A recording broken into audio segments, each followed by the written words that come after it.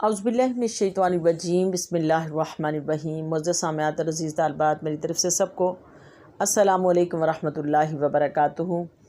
آج ہم سیرت حبیب اعظم کی اس نشست کے اندر ہم حاضر ہیں، جو نشست ہماری سیرت حبیب اعظم سے ہے، اور سیرت حبیب اعظم کا وہ گوشہ جو ہم لینے کے لیے جا رہے ہیں، عربوں کا جو گوشہ ہم اس کو ڈسکس کر رہے ہیں۔ اس کے اندر آج ان کے عربوں کے جو نا ان کے مذہبی زندگی، اس کو ہم اس کے اندر سٹڈی کرتے ہیں۔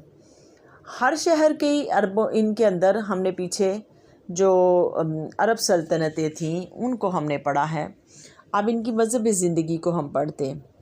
ہر شہر میں ان کی ایک عبادت گاہ ہوتی تھی، اور بڑے شہروں میں کئی عبادت گاہیں تعمیر کی جاتی، اور ہر عبادت گاہ کو کسی خدا کے ساتھ مختص کیا جاتا۔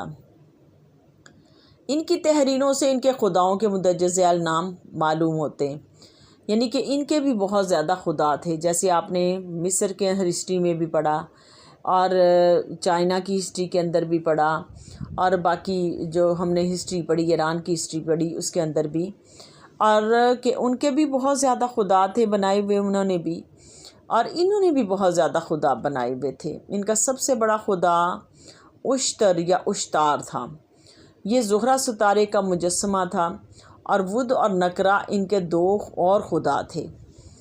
ود قمر کا نکرہ اور شمس کا مجسمہ تھا، یعنی کہ ود جو نا چاند کا نکرہ اور شمس کا مجسمہ تھا۔ اس کے علاوہ چھوٹے چھوٹے کئی اور معبود بھی انہوں نے بنائے ہوئے تھے، یعنی کہ وہ کہتے ہیں کہ جو ود ہے وہ قمر، وہ سورج کا مجسمہ ہے۔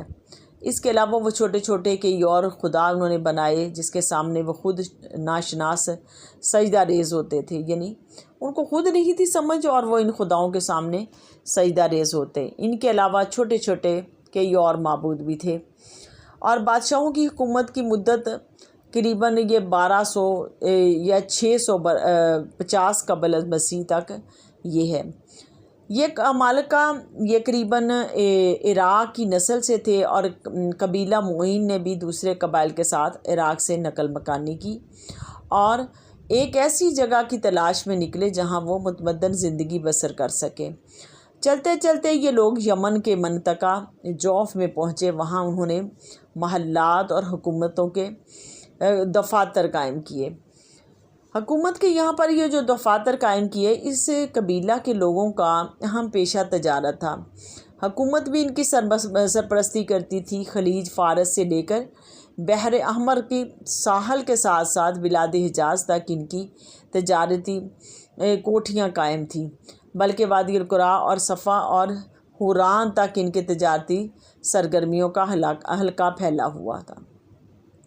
یہ لوگ جزیرہ عرب کے جنوبی بندرگاہوں سے لے کر جزیرہ کے درمیانی علاقوں کو عبور کرتے ہوئے شمال تک لے جاتے تھے، اور ان کی اہم تجارت جنوبی مشرقی ایشیا سے درآمد شدہ قیمتی پارچات اور مصنوعات، گرم مسالوں، بخور پر مشتمل تھی۔ بخور کو بڑی اہمیت حاصل تھی۔ اہل مصر اپنی انگت معبودوں کو خوش کرنے کے لیے اپنے کثیر تعداد مندروں میں اسے یعنی بخور کو جلایا کرتے تھے، اور اپنے زمانہ میں مملکت معین سیاسی طور پر طاقتور تھی اور معاشی طور پر بھی خوشحال تھی۔ سلطنت معین کے حکمرانوں کو جنگ و جدال اور فتوحات سے کوئی دلچسپی نہیں تھی۔ ان کی ساری توجہ اپنی تجارت کو ترقی دینے اور ان کا دائرہ بسکار کو وسیع کرنے پر مرکوز تھی۔ دور دراز علاقوں میں بھی جو آثار ملے ہیں، وہاں بھی معینی سلطنت کے سکے اور ایسی شہادتیں پائی گئیں۔ اب جن سے معلوم ہوتا ہے کہ ان کی تجارتی سرگرمیوں کا دائرہ دور دور تک پھیلا ہوا ہے۔ یمن کے عوام باشندے یارب بن قحطان کی اولاد سے تھے، لیکن قبیلہ معین قحطانی ان نسل نہیں تھا، بلکہ یہ عراق میں بسنے والے عمالقہ کی نسل سے تھے۔ جب دوسرے قبائل بعض سیاسی حالات کے پیش نظر عراق کو چھوڑنے پر مجبور ہوئے، تو یہ قبیلہ بھی ایک ایسے وطن کی تلاش میں عراق سے نکلا جہاں وہ امن و عافیت سے اپنی زندگی بسر کر سکے۔ اپنی تجارت اور کاروبار کو بامعروج تک پہنچا سکے، اور چنانچہ اس نے یمن کے منطقہ جوف کو اپنی رہائش کے لیے